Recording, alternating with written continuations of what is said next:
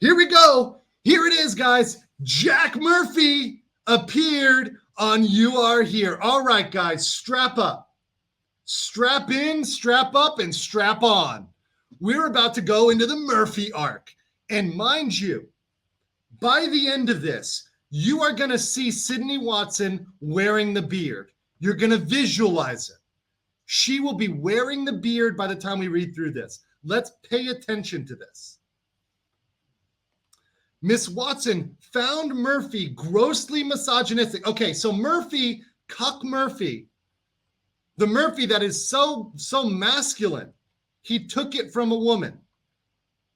So masculine, he brought out the hook. Murphy, by the way, members, Murphy emojis in the chat. Let's show them that Murphy emojis, what you're missing out on. All those beards. Appreciate you, Patrick.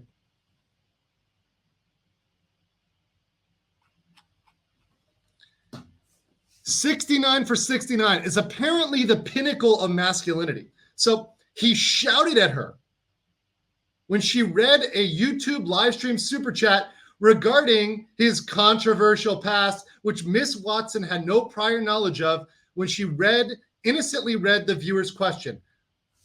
Do you guys, I think we need a reminder. I think we need to go back. Guys, do you guys want the time capsule?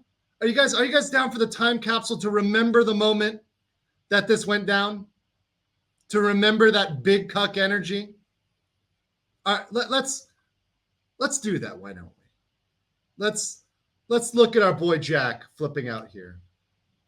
So let me play this. Please clear. Okay, here we go. This is somebody else's clip. I'm just playing a piece of it, but this is Cuck Murphy right now. So pay attention to the Cuck Murphy saga. If you guys are unfamiliar with it, strap in. It's right here. Could you please clear up the cuck article you wrote? I am not going to talk about this. Okay. And basically, you know what? Fuck you for bringing this up right here and right now. Why are you doing this to me? I didn't know that. I didn't know what it was. Well, just use a little bit of fucking common sense. Sorry, apologies. Yeah. Fuck you. Elizabeth. Heartfelt. This is so that was somebody else's clip, but yeah, she just asked the super chat, right? And like you guys said, this was supposed to be their grift. Their grift was supposed to be reading every super chat.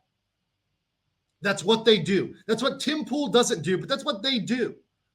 They're supposed to read it all. And part of the whole defense to that, was that she didn't know and it was innocent.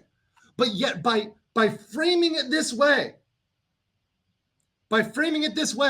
she is literally agreeing with Jack Murphy in saying that, oh, this was a grossly misogynistic thing I was forced to read. Because remember, she's suing the Blaze. She's trying to say, I should never have been reading this super chat. What was it Dr. McLongercock, or what was his name? What was the super chatter's name? Dr. Cock or something? She's trying to say she shouldn't have had to read it. And that it was so bad, so misogynistic for questioning his past. Like we question Eliza Blue's past. Dr. McLongercock? It was Dr. Dickenballs. Dr. Dickenballs. Thank you. Got to remember my doctors. You get them confused sometimes. Thank you, Dr. Dickenballs. I got it from a couple of you. ROFLO1804. Thank you on Rumble. Appreciate you. Yeah, and didn't they grifted on that, didn't they? Right? They grifted. Didn't they sell the heartfelt? And by the way, this is the nature, right? When it benefits them, they grift off of it, but they cry about it and file a fucking lawsuit over a super chat. This isn't made up. This isn't exaggerated. This is filed in Texas. This is your based Texas law. Sorry, the TradCon states are some of the ones that simp the hardest for this sort of shit. Pro AF Farrier. And by the way, I don't give her good chances in Texas. She gets one of these simpy ass judges on the stand, one of these trad judges who just falls for it. Oh, we got to protect our trad queen. They will fall for that shit in 2 seconds. They're not, that's a joke for them. They know this doesn't look good, you know, and they got the military attorney, right, that represented Fox. Literally, her attorney represented Fox. I mean, talk about Murphys. I'm not even going to go there with Fox. Pro AF Farrier says, anyone, especially women, talking about what a tradcon is, they are sus. The biggest red flag is someone telling me what a conservative they are, probably a Fed. Yep. When you're trying to brag about how conservative you are, like your conservative cred to me, I'm like, just be the thing. Don't talk about it. Just be the thing. Shut the fuck up and do it. I don't want to hear your label. Just I'll label you as I see you do the thing. Like I said, I give people respect. I give Anna respect when she earned it. And by the way, that's as a friend. I'm not dating Anna, right? That's a whole separate issue. I'm just saying, as a person I know and I've worked with, you put them in those different boxes. They don't need to be this idol box, this goddess box. That's what they've programmed into everybody, and it's sick. They've got to worship their queens. You've got to pick an idol. You got to pick a waifu, and you've got to stand for her.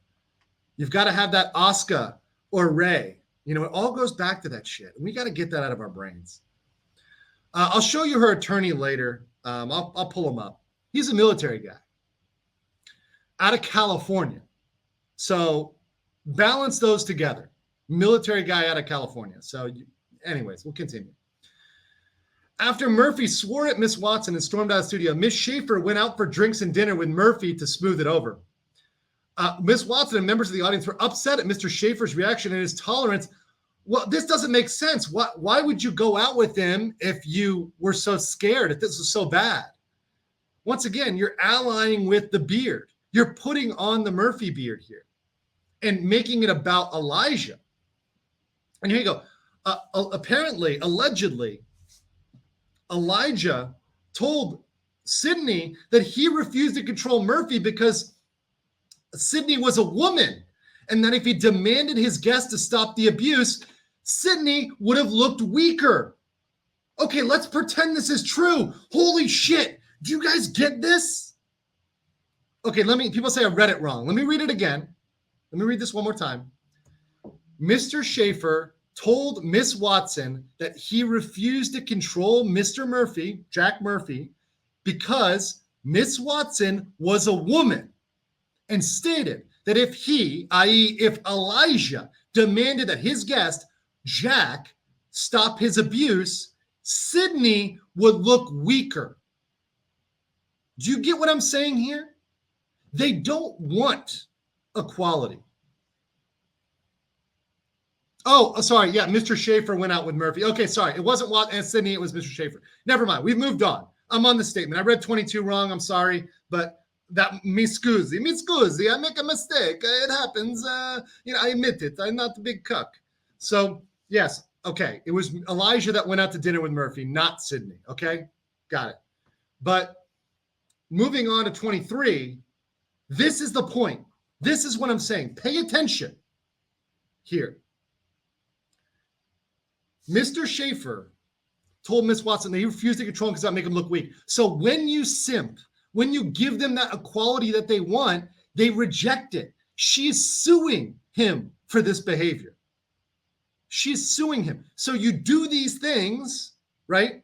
Because you're like, oh, she's a woman. Let me be trad. Let me protect her. Let me do these things. Let me bend the knee. And then she sues you for it. I'm definitely not Italian. Let me put it that way. I'm definitely not Italian.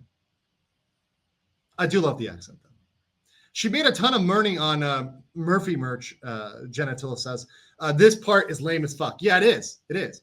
Want a conservative girl, go to Asia, Middle East, shit, go to Africa, South America even. You know, you want a really traditional girl who understands tradition. Don't look in the West.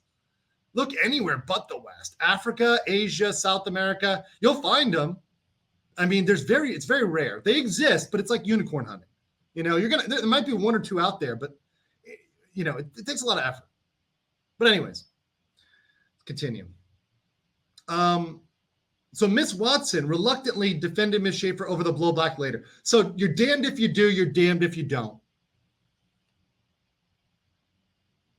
You're damned if you do, you're damned if you don't. You are here returned from its break. Mr. Schaefer unilaterally booked several guests with particularly contemptible and sexist opinions about women.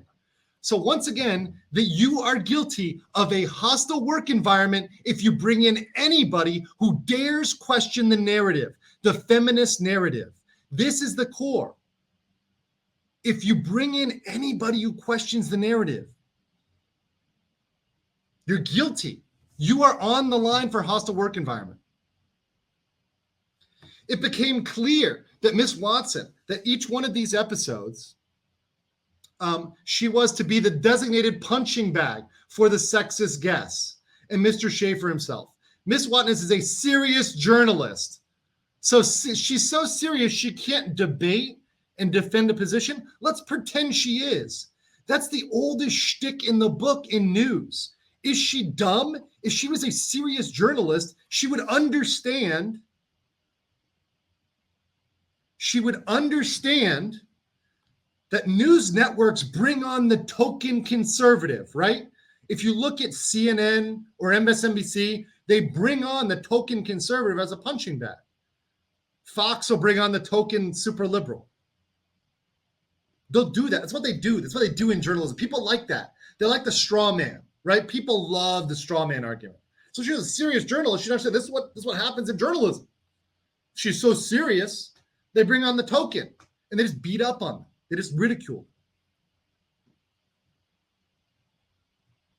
And yeah, if you're a serious journalist, I agree with that. Research your guest, for sure. That's the same as Kurt was based. This is why it's so shocking to me. Listen to some of his interviews on Malice. He represented Shapiro against Clockboy.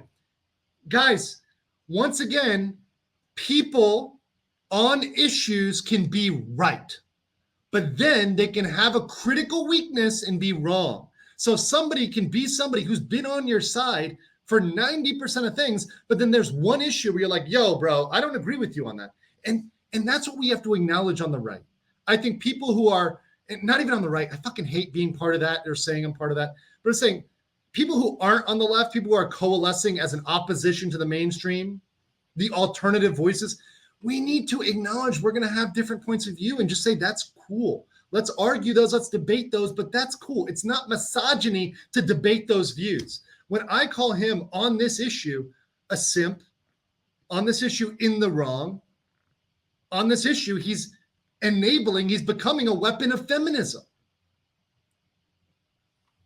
He can be right on other issues. These lawyers can have good cases. They can be based 99.9. They can represent 2A clients. They can represent service members and veterans getting justice. They can protect them from the jab, but they got that Achilles heel. And this is it. That conservative thought, punani, that's their weakness. I'm calling it. People are too afraid to call it. They're too afraid to say it. It's that weakness.